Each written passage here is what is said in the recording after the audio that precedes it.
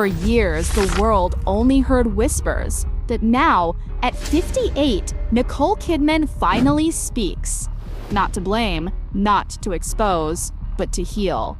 Her voice is calm, steady, and honest, like someone who has already walked through the fire and made it out alive. "Life after divorce didn't kill me," she says softly. "It brought me back to life." Those words alone silence the noise. They're not about revenge or regret. They're about rediscovery. Because sometimes what breaks us isn't the end. It's the beginning of something new. She remembers that day. The flashing cameras, the courthouse doors closing, the sound of her daughter's quiet breaths beside her. And she asks the question that still lingers. When the courtroom door closed, what really happened behind those flashing lights? But as she soon realized, the real story didn't end in that room. It began there. Subscribe now for updates, because what follows isn't about loss. It's about rebirth. The final day. Inside the Sydney courtroom. Inside Sydney's family court, the air felt colder than the marble floor beneath Nicole Kidman's heels. Years of love, laughter, and shared dreams now lay reduced to legal lines on a 3-page document. She sat quietly at the front, her hand hovering over the final signature. On one side of the paper, Keith Lionel Urban. On the other, Nicole Mary Kidman. Across the courtroom, Keith avoided her eyes. No words, no tears, just silence. The kind that follows when two hearts finally stop fighting. The judge read the decree aloud, each word echoing like a slow goodbye. The marriage between Mr. Urban and Mrs. Kidman is hereby dissolved. Nicole took a breath, steadied her hand, and signed, not out of anger, but acceptance. When she rose to leave, reporters flooded the courthouse steps, shouting, "Nicole, was it mutual? Any comment?" She paused, turned once toward the flashing lights, and said softly, "Every love story has an ending, but not every ending is a finish." Then she walked away, calm, silent, free. That silence wasn't defeat. It was transformation. According to Reuters, Nicole Kidman and Keith Urban officially finalized their divorce in late September 2025, marking the end of their 19-year marriage and beginning of 2 new lives. It was the first time in nearly 2 decades that she walked out of a room as just herself, not someone's wife, not half of a headline, but a woman finally beginning again. Keep watching, because what followed wasn't an ending. It was her awakening. Starting over in Los Angeles. The morning sky over Sydney was gray when Nicole closed the door to her old home for the last time. With 2 suitcases, 2 daughters, and 1 quiet promise to herself, she stepped into the car that would take them to the airport. There were no photographers this time, no red carpets, just silence, the kind that comes after years of noise. When their plane touched down in Los Angeles, a city that once felt like a stage now felt like a place to start over. Nicole rented a modest house in Brentwood. White walls, wooden floors, and wide windows that caught the morning sun. For the first time in years, there were no assistants, no stylists, no press calls. Just 3 women and a small rescue cat Faith had found at a shelter. Nicole named her Serenity, a fragile word she hoped would one day match the rhythm of her life. Each morning began quietly. Nicole walked through the park before dawn, while her daughters packed for school. She learned to cook again, to sit on the porch with coffee and think about nothing at all. The stillness that once frightened her began to feel like peace. One afternoon, Sunday asked, "Mom, are we running away from the past?" Nicole smiled softly. "No," she said. "We're walking toward a place that finally lets us breathe." In those small, unglamorous moments, the laughter over dinner, the cat curled at her feet, she began to find herself again. The woman the world once saw as broken was quietly rebuilding, step by step. But fate wasn't done testing how far she could rise. And soon, the world would notice. facing the spotlight again. 3 weeks after leaving Sydney, Nicole received an unexpected call, an invitation to appear at Vogue World Hollywood as a timeless icon of American cinema. She hesitated at first. After all, stepping back into the spotlight meant reopening a world she'd deliberately left behind. But before she could refuse, her daughter Sunday whispered, "Mom, light doesn't hurt unless you're afraid of it." Those words changed everything. That evening, Nicole stood before her mirror in a vintage Chanel gown, a soft red sash around her neck, and a black skirt flowing like melted silk. It wasn't just fashion, it was armor. At the event, hundreds of cameras flashed as she stepped onto the red carpet. Reporters shouted her name, but she didn't flinch. She smiled, not for them, but for the woman inside who had survived.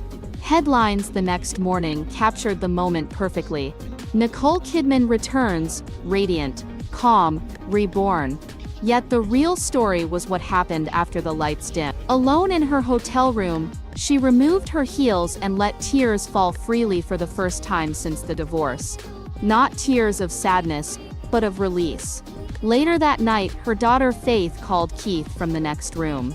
"Dad," she said softly, "Mom really smiled tonight." Nicole overheard those words, closed her eyes, and exhaled.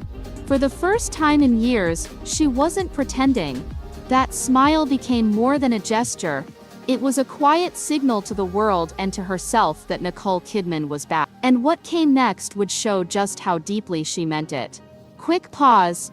If you're finding this story inspiring, tap subscribe for more untold Hollywood journey. The interview that changed everything. Just a day later, on October 27, 2025, Nicole found herself under studio lights once more.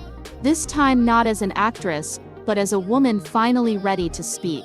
The setting was calm, the cameras steady, the tone intimate. She had been invited by Variety and later CBS Mornings to discuss her new film, The Last Curtain, a story about a woman rediscovering her voice after a broken marriage.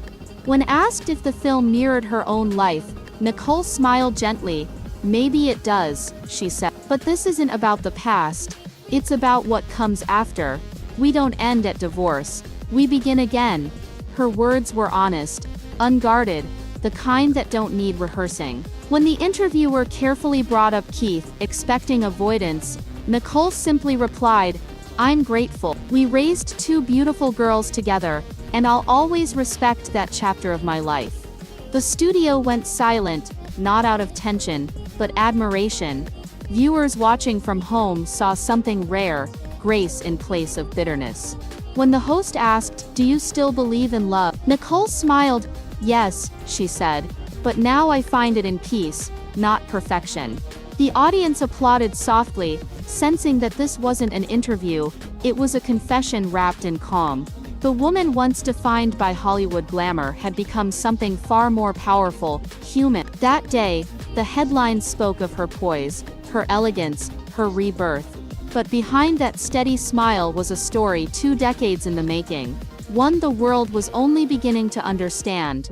And to grasp it fully, we must go back to where it all began. Back to the beginning. It began in 2005 at a glamorous event in Los Angeles. The kind of night filled with champagne, laughter and flashes of cameras. Among the crowd stood 2 Australians who had spent their lives chasing dreams an ocean away from home. Nicole Kidman was already a global icon, poised and elegant, yet still carrying quiet scars from the past. Keith Urban, a rising country musician from Nashville, was charming, warm, and unmistakably real. When he approached her that night, she later said it felt like time slowed down. Their first conversation was simple: music, family, home, but something in the way he looked at her made her believe in second chances. From there, late-night phone calls turned into long walks, shared songs, and stolen weekends far from the prep. The connection was instant, unforced, and deeply human. Nicole once admitted that Keith made her feel safe, a feeling she hadn't known for years. In June 2006, the world watched as the 2 married under candlelight in St. Patrick's Church in Sydney. It was a fairy tale, the kind that headlines dream about. She wore a gown of soft ivory lace, and he stood at the altar in tears as he whispered his vows. The moment he said, "I'll love you for the rest of my life," the entire church erupted in applause. From that day, they were crowned Hollywood's golden couple. They toured, laughed, and spoke of forever. For a while it seemed they had found it, but even the brightest love stories cast shadows. Because what no one saw behind the smiles was how easily perfection can start to fracture in silence. And soon, those fractures would begin to show. Cracks in paradise. The first cracks appeared quietly, not in headlines, but in late nights and missed calls. In 2007, just a year after their picture-perfect wedding, Keith checked into rehab after struggling with addiction. Nicole stood by his side through it all, smiling for the cameras, hiding her heartbreak behind designer gowns and practiced grace. To the world, she was the pillar of loyalty. Behind closed doors, she was a woman trying to hold her marriage together with trembling hands. When their first daughter, Sunday Rose, was born in 2008, Nicole hoped the joy of motherhood would bring healing. For a while it did. She spoke lovingly about Keith in interviews, calling him her anchor, but the reality was harsh. Rumors of relapses, long tours, and late nights began to swirl. The media speculated endlessly, and Nicole's silence only fueled more questions. In 2011, their second daughter, Faith Margaret, was born through surrogacy. Nicole saw it as a second beginning, another chance for their family to rediscover peace. But even that new joy couldn't erase the growing distance. Keith once told friends, "Nicole belongs to Hollywood, and I belong to Nashville." The words were honest, but they cut deep. Behind every smile on the red carpet were nights spent alone. Nicole's public strength became her mask. The woman once praised for her elegance was now fighting quietly for love that no longer felt safe. By 2012, the fairy tale had faded. The tabloids no longer called them gold, they called them troubled. From that moment on, love turned into a battle, one where no one truly won. What once felt effortless had become an exhausting balancing act between careers, distance, and old wounds that never healed. Nicole was filming across continents while Keith's music tours stretched endlessly. Their calls became brief, their smiles rehearsed. The tabloids printed stories of rumored affairs, and though much of it was speculation, the strain was real. They tried therapy, quiet sessions behind closed doors. But even there, words turned into silence. In public, Nicole looked unbreakable, red carpets, interviews, smiles that seemed to tell the world everything was fine. But the truth was written between the pauses. By 2017, their marriage reached a new breaking point. After a brief onstage kiss with her co-star at the Emmy Awards, a scripted moment, Keith's anger exploded privately. "You made me a joke," he reportedly said. Nicole's reply was calm but sharp. "You made me invisible long before." They drifted further apart, their home filled with polite distance and forced laughter for the sake of their daughters. By 2019, friends whispered that the two were together but separate, orbiting in different worlds. Then came 2020, the year that changed everything. The pandemic forced them to stay home, face to face with everything they had avoided for years. What should have been a time of healing became a mirror reflecting the truth. The distance between them was no longer physical, it was emotional, irreversible. And when the world stopped, their marriage finally did too. But what ended in silence would soon give birth to something stronger: transformation. Quick reminder, stay with me. The next moment will change everything you thought you knew. The breaking point and aftermath. By 2021, the cracks in their marriage had become impossible to hide. Rumors swirled online, fueled by endless speculation, names, stories, and half-truths that filled gossip columns. Yet behind those headlines were two people quietly unraveling. Nicole was filming across continents while Keith buried himself in recording studios, chasing distractions that never lasted. When she confronted him, his words came out heavy. "Do you want the truth or something that will make you feel better?" It wasn't cruelty, it was exhaustion. One night after months of distance, they sat face to face. Keith whispered, "If you leave, I'll die." Nicole's reply was quiet, steady. "Then live." That single sentence closed a 19-year chapter. By late 2022, Keith re-entered rehab, this time quietly without cameras or statements. Nicole visited once, offering no anger, only understanding. When she left that facility, she knew her story with him had shifted from marriage to memory. In 2023, their divorce became official, but it wasn't bitter, it was human. They still shared family calls, still checked on each other through their daughters. The love had changed shape, becoming softer, cleaner, no longer romantic, but rooted in respect. As People magazine later reported, friends close to the couple said the separation wasn't sudden. It had been a quiet understanding, one both had prepared for in their own way. That peace became their final gift to each other. From that moment, two lives took separate paths, but not two hearts. Rebirth and redemption. The years that followed became a rebirth for both of them. Nicole, now fully focused on her craft and motherhood, learned how to live without a script. She returned to acting with renewed purpose, choosing roles that reflected truth rather than perfection. Her new film, The Last Curtain, earned critical praise, not for glamour but for honesty. Off-camera, she found joy in simple things. Morning walks, her daughter's laughter, and quiet evenings spent writing letters she never sent. Keith, meanwhile, re-entered the music scene. In late 2025, he began recording a song called Back to You, a stripped-down, acoustic piece about letting go while still loving from afar. When he performed it at the Grammy Awards in 2026, his voice carried a peace the audience could feel. Nicole watched from home, tears glistening, not from sadness, but from recognition. She knew that song wasn't for her, yet it spoke the words they could never say. Despite living on opposite coasts, they remained connected through weekly FaceTime calls with their daughter. Sunday pursued music, while Faith began writing her first novel, both reflections of their parents' creative spirits. The family bond endured, not as a perfect picture, but as a quiet understanding that healing doesn't mean forgetting.